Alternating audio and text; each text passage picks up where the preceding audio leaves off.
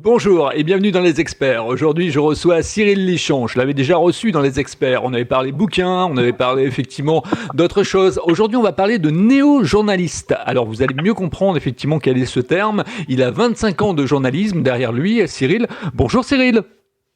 Salut Philippe. Alors, peux-tu nous parler de ton parcours en quelques mots ?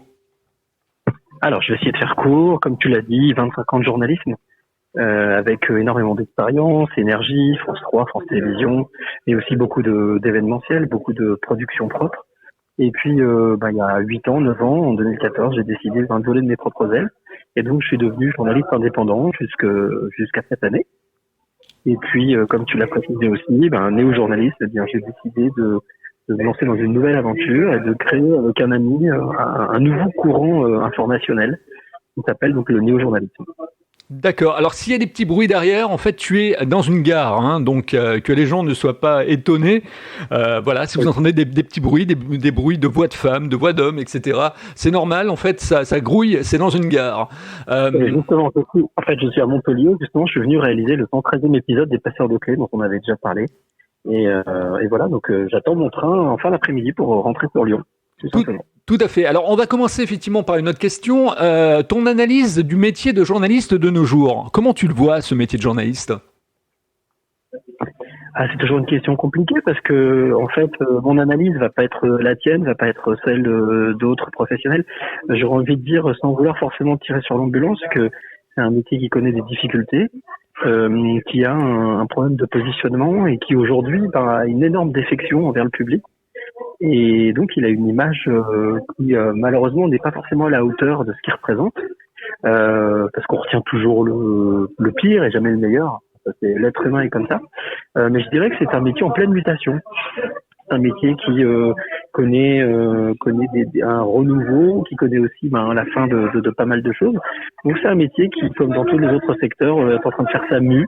Alors, je suis pas devin, je sais pas trop exactement où est-ce que ça va mener. Mais en tous les cas, moi, c'est un métier que je respecte, que j'ai pratiqué pendant 25 ans. Quelque part, je reste toujours journaliste dans l'âme, c'est-à-dire avec une déontologie, avec une éthique, avec l'envie de partager, l'envie d'aller découvrir. Je me caractérise toujours un petit peu comme un aventurier explorateur qui va défricher, regarder, écouter, trouver des belles pépites et puis ramener ces belles pépites pour pouvoir les partager. Voilà. Alors, à qui s'adresse le néo-journalisme ? Alors, le néo-journalisme, comme tu l'as bien compris, il y a donc néo, qui veut dire nouveau, journalisme, donc ce que ça veut dire. L'idée, c'était de pouvoir proposer une alternative, pas quelque chose pour remplacer, pas quelque chose qui soit contre ou qui soit en frontal, quelque chose qui permette de proposer une alternative informationnelle. Je m'explique. Aujourd'hui, tu le fais, toi comme moi, et d'ailleurs c'est ce que tu fais toi-même, tout le monde a la capacité de pouvoir produire du contenu informationnel. Un blog, donc de l'écrit, un podcast audio, un podcast vidéo, ou même de la photo. Et surtout, c'est de pouvoir le partager, donc de pouvoir créer son propre média. Et moi, je me suis intéressé à ça depuis un certain temps, puisque quand j'étais déjà à France Télévisions, je m'étais intéressé beaucoup au digital. J'ai énormément travaillé sur le digital au sein de France Télévisions. Et je me suis rendu compte de l'énorme foisonnement de contenu qui était produit, bien entendu, par des journalistes eux-mêmes, mais aussi par des personnes qui n'étaient pas journalistes.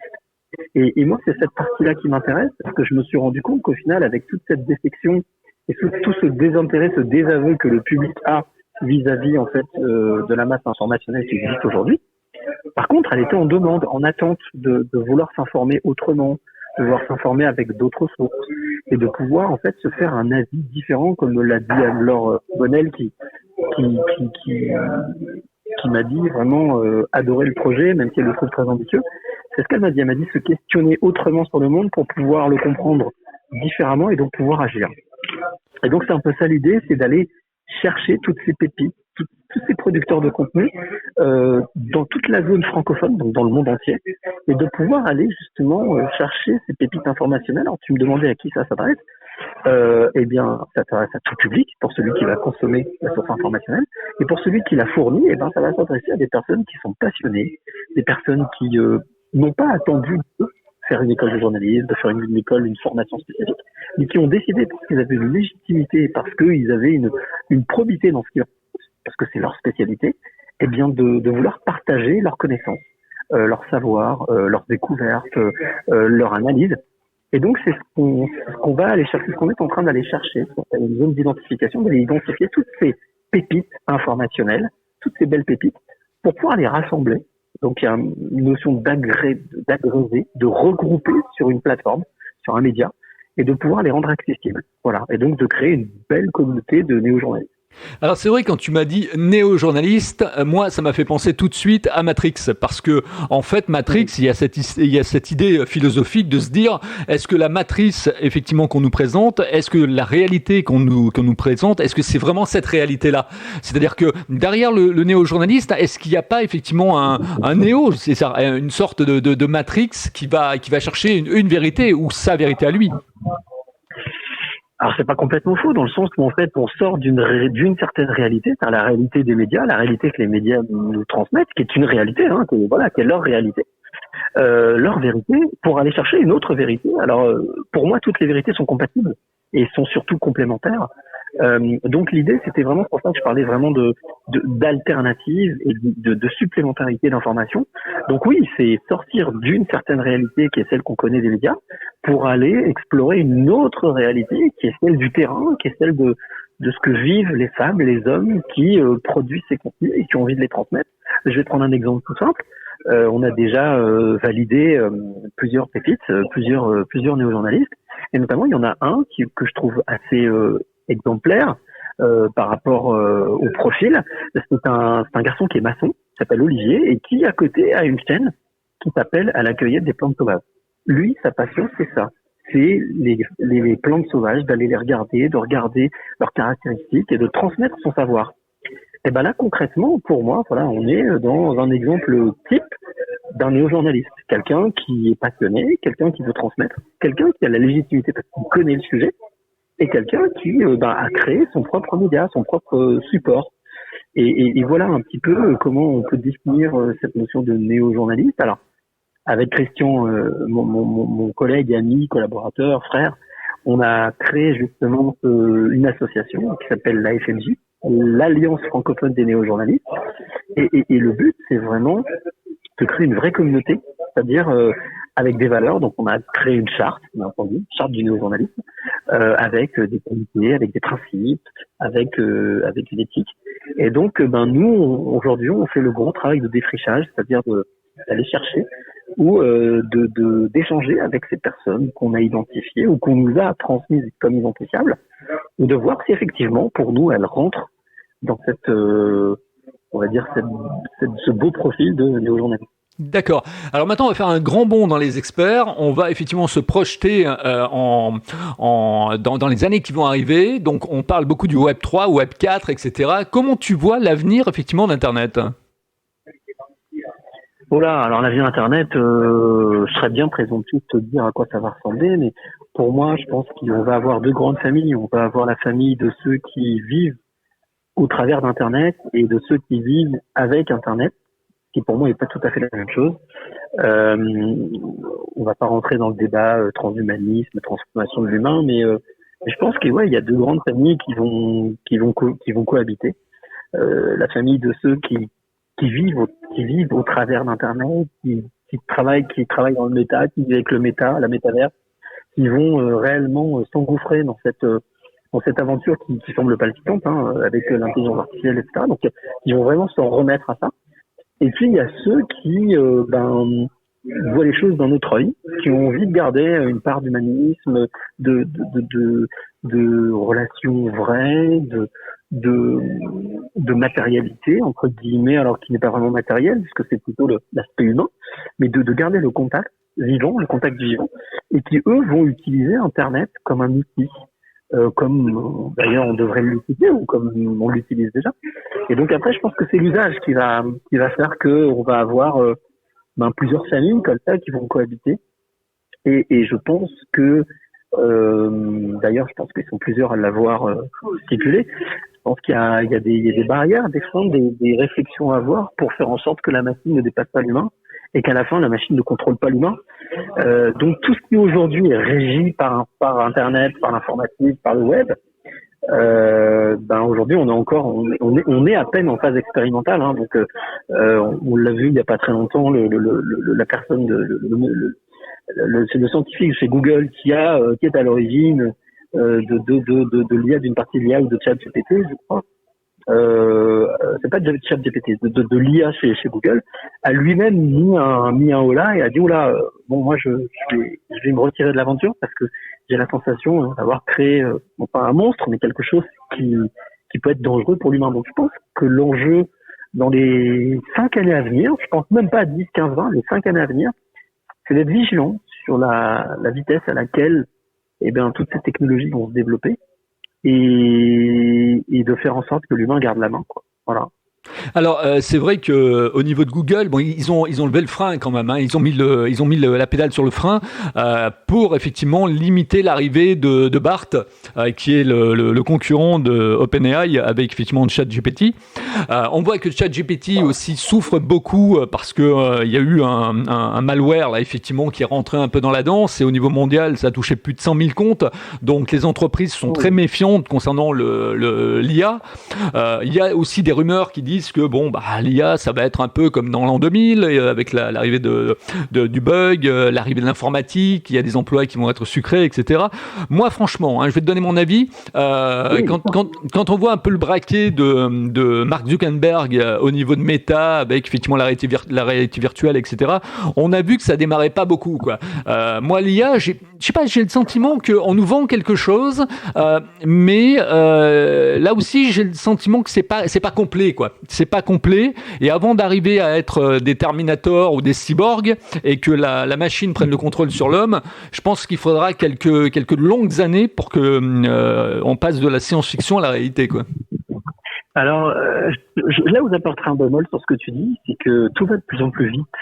Et je pense qu'il faut garder en mémoire le seul moment où il faut se retourner, regarder dans le rétroviseur, regarder en arrière, c'est justement pour tirer les leçons de ce qui a pu se passer au fil des années. Souviens-toi quand Steve Jobs et Steve Wozniak ont lancé les premiers Apple, les premiers ordinateurs, et c'était aussi le cas de Bill Gates, je crois. Ils ont réussi à vendre des ordinateurs alors qu'ils n'avaient aucun réseau, il n'y avait rien. Ça a été la même chose d'ailleurs avec les premières télévisions. Donc je pense qu'il faut se méfier de peut-être de se dire non, mais en fait au final on a encore du temps devant nous et puis au final on a rien, c'est vide. Mais la problématique, c'est que je pense qu'aujourd'hui, on est dans une danse tellement incontrôlable et tellement rapide que l'être humain, pour cette fois, la différence entre les autres technologies précédentes et l'IA, c'est que l'IA, aujourd'hui, est une technologie qui peut s'alimenter toute seule, qui se construit toute seule. Et c'est là où je pense que, effectivement, alors on pense à Terminator, on pense à plein de films, qui sont à la limite presque des prospectives, mais je pense qu'il faut quand même malgré tout que l'être humain reste vigilant et qu'il laisse pas dépasser par son ego et qu'il revienne justement dans quelque chose de beaucoup plus humain. Et c'est aussi un petit peu la démarche qu'on essaye d'impulser, qu'on veut impulser et qu'on va impulser avec cette notion de néo-journalisme, c'est-à-dire de revenir à des choses beaucoup plus humaines, beaucoup plus basiques, beaucoup plus simples. Ouais. Avec une véritable... Tout à fait. Alors, tu parlais de films, moi je me rappelle de War Games par exemple, avec le Whopper, ce gamin qui rentre dans les défenses militaires par un simple modem. Ensuite, il va rencontrer effectivement le fondateur, donc du Whopper. C'est vrai que c'est intéressant, c'est très intéressant, mais je pense qu'on cherche un petit peu à faire peur aux gens. Tu parlais de Steve Jobs tout à l'heure, qui a vendu effectivement des milliers d'ordinateurs avec Apple. Pourquoi ? Parce que c'était la personnalité de Steve Jobs. Il avait une vision, il était visionnaire. Par contre, effectivement, son acolyte au niveau technique était un génie, quoi. Microsoft, on a bien vu également ce qui s'est passé quand Steve Jobs a été dépassé par Bill Gates, tout simplement parce qu'il l'avait invité dans son laboratoire et Bill Gates a été opportuniste. Donc, on connaît l'histoire informatique. Mais ce que je veux dire par là, si tu veux, c'est que je pense qu'on est en train de nous faire peur avec l'IA. Là, je vais recevoir très prochainement dans les experts Daniel Ishbia, qui vient de faire un bouquin qui s'appelle Qui a peur de ChatGPT. Et donc, il va nous donner plein d'éléments sur justement, est-ce qu'il faut avoir peur, est-ce qu'il faut pas avoir peur, est-ce qu'il faut être confiant ou pas dans l'IA. Ma prochaine question dans les experts te concernant va être effectivement, qu'est-ce que tu penses des écoles de journalisme en France? À ton avis, qu'est-ce qui pêche? Qu'est-ce qu'on pourrait effectivement changer? Ou est-ce que d'une certaine manière, on est en train de formater des journalistes pour aussi les diriger dans une direction tout à fait précise? Alors, avant de répondre à ta question, je voudrais juste rebondir sur ce que tu as dit juste avant. Je pense que premièrement, il faut pas avoir peur. La peur ne sert à rien. On l'a vu ces 3 dernières années où on était dans un paroxysme de peur et qui au final n'a rien arrangé. Et je pense que c'est pas forcément de la machine dont il faut se méfier, c'est plutôt de l'être humain. Parce que justement, parler d'ego et que, par exemple, je pense à Elon Musk, qui est quelqu'un qui est extrêmement brillant aussi, qui est vraiment très très très très performant. Mais justement, je pense que c'est un peu le talon d'Achille de l'être humain. C'est quand il se sent tout puissant ou quand il se sent vraiment très très très fort, c'est un moment donné de perdre le fil avec une certaine réalité. Donc moi je serais plutôt méfiant de l'être humain plus que de la machine, même si la machine peut avoir des capacités insoupçonnées. Pour répondre à ta question sur les écoles, les écoles de journalisme. Là aussi c'est un peu délicat parce qu'au final, je veux pas non plus jeter la pierre. Je dirais que tout est lié, c'est-à-dire qu'à partir du moment où tu as un média aujourd'hui qui se pose des questions, qui est incertain, qui peut-être ne connaît pas trop la direction à prendre ou qui hésite ou qui se pose des questions, en fait au final l'école elle est en amont de ça. Elle est en aval de ça. Ça veut dire que elle forme en fonction de ce qui est attendu. Alors que je pense qu'aujourd'hui les écoles devraient, je pense, être à l'impulsion de quelque chose, c'est-à-dire proposer des choses et d'être à l'origine et inverser un petit peu la vapeur et d'être à l'origine de nouveaux courants, de nouvelles manières de faire métier, de nouvelles manières de revenir à certaines sources, certains essentiels. Alors après, moi, c'est pour ça que je jette la pierre à personne parce que c'est très compliqué et que on est dans un écosystème qui fonctionne dans tous les domaines. C'est-à-dire que l'audace c'est pas forcément ne frappe pas toutes les portes. Et je pense que c'est ce qui manque aujourd'hui. Je pense un peu d'audace, un petit peu d'espièglerie, de vouloir essayer de bousculer un petit peu les lignes. Et de redevenir créatif, parce qu'on oublie très souvent que le journaliste, c'est pas simplement qu'une transmission d'informations. Je le dis toujours, c'est un peu comme pour le médicament, hein. T'as un principe actif et puis un excipient, c'est-à-dire la forme gélule, la forme cachée.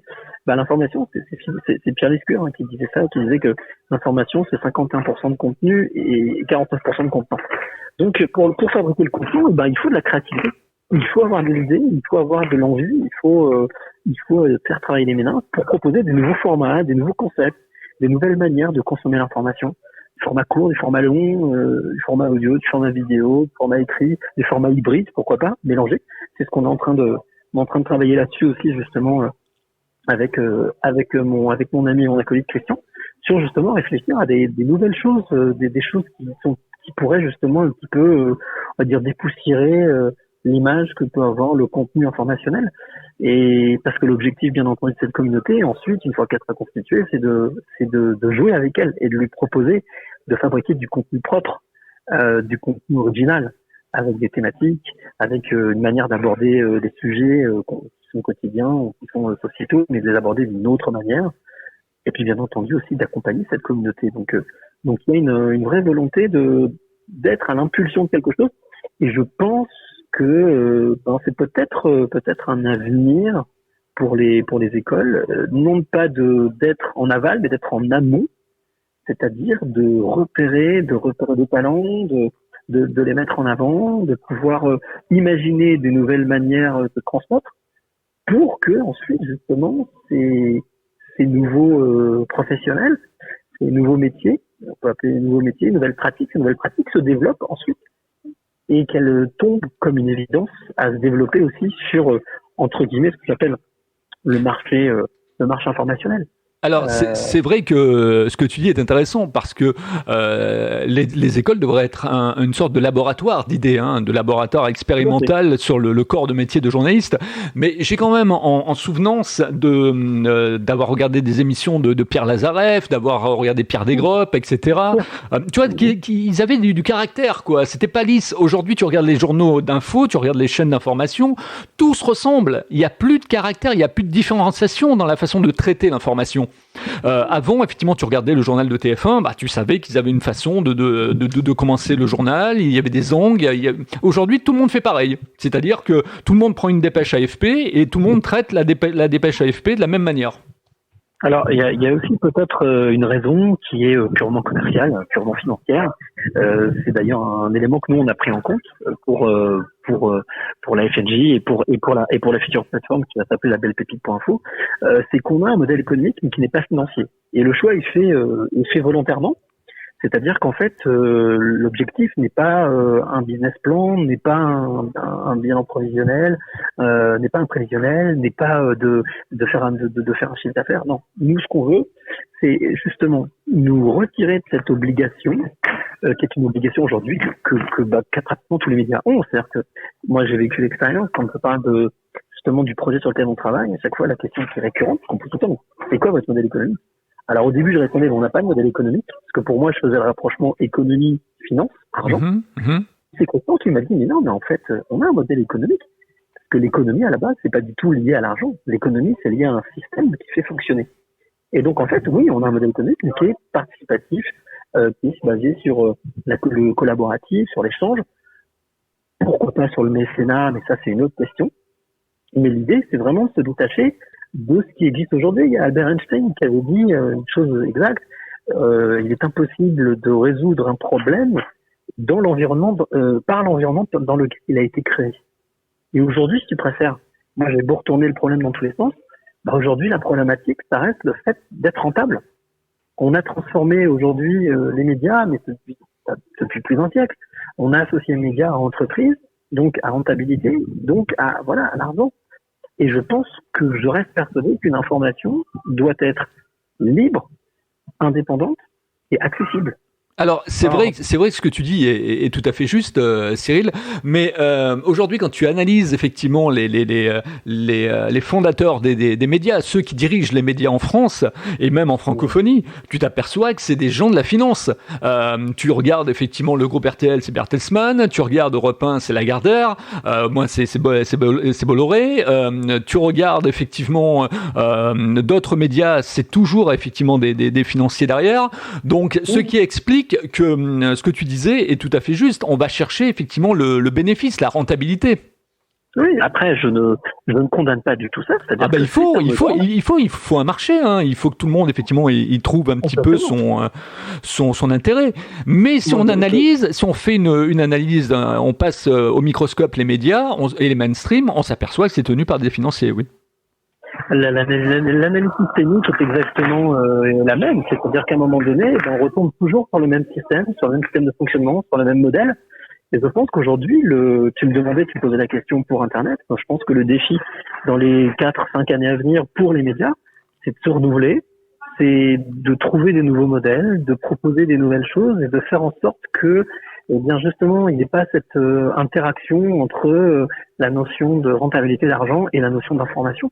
Et je pense que c'est un enjeu vraiment, vital pour l'avenir.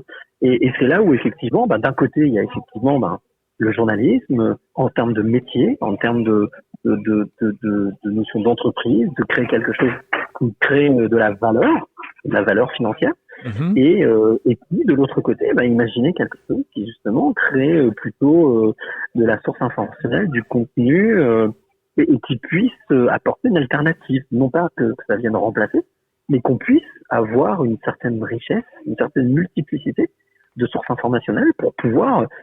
Moi, je vois toujours in fine, pas moi mon intérêt, je vois surtout l'intérêt de celui qui consomme l'information, en tout cas qui va l'utiliser pour réfléchir et pour se remettre en question ou pour comprendre. J'ai jamais pensé en fonction de moi, j'ai toujours pensé en fonction de l'autre et de me dire, moi je vais aller chercher quelque chose, je ne suis qu'un média, une interface, je vais aller chercher quelque chose un peu comme un curé, tu vois. Un curé, la différence entre un curé et un journaliste, ou quelqu'un qui traite la masse informationnelle et qui la transmet, c'est que le prêtre, le religieux, il a l'obligation de garder cette information. Il n'a pas le droit.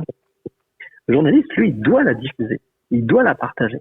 Et là, il y a toute la différence, c'est-à-dire qu'on doit respecter cette source informationnelle, respecter la manière dont elle a été transmise, et surtout la retransmettre de la manière la plus fidèle possible.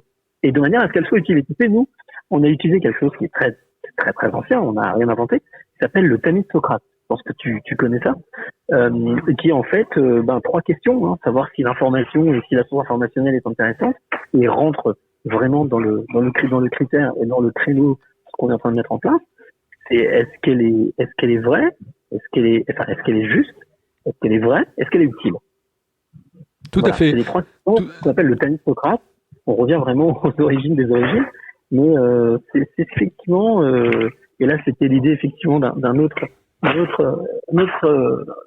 profil qui est avec nous, qui s'appelle Laurent Marchandiot, et qui effectivement nous a dit le tamis de Socrate, c'est ce qu'il y a de plus simple. Et effectivement, l'information, est-ce qu'elle est vraie, c'est-à-dire est-ce qu'elle est authentique, est-ce qu'elle est juste, est-ce qu'elle est stable, et puis est-ce qu'elle est elle est utile, c'est-à-dire est-ce que cette information va être utile à réfléchir, à s'élever, à vulgariser, est-ce qu'elle va être utile au quotidien. Donc on repart vraiment sur des bases. Ouais, les fondamentaux, ouais, tout à fait. En tout cas, ce qui est sûr, c'est que avec l'arrivée du podcast, c'est 1400% de croissance, hein, donc c'est énorme. Aujourd'hui, tout le monde crée son podcast, tout le monde a une connaissance, tout le monde a un métier, une passion, etc. Tout ça, effectivement, circule et véhiculé par le podcast. La radio, on s'adressait à beaucoup de monde. Le podcast, on s'adresse à une seule personne. On essaye effectivement qu'à la fin de l'écoute du podcast, on puisse mettre en pratique ce qui a été dit. C'est le but et la philosophie aussi des experts de ce podcast que vous écoutez, vous qui nous êtes fidèles. Je vais poser ma dernière question à Cyril, la fameuse question, le marqueur des experts, celle que vous attendez toutes et tous. Comment tu trouves ma façon d'interviewer les gens, Cyril ?